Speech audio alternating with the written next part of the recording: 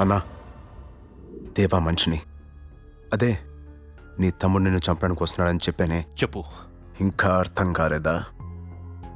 దేవా మనిషిని అని చెప్పుకుంటూ ఆ దేవాగాన్ని వేసిన మనిషిని నేనే. సత్య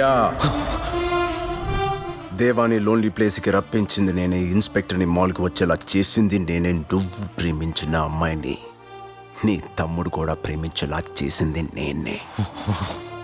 వాడు నిన్ను చంపేదాకా తీసుకొచ్చింది నేనే, వాడు నిన్ను చంపడానికి వస్తున్నాడని నీతో చెప్పింది కూడా నేనే.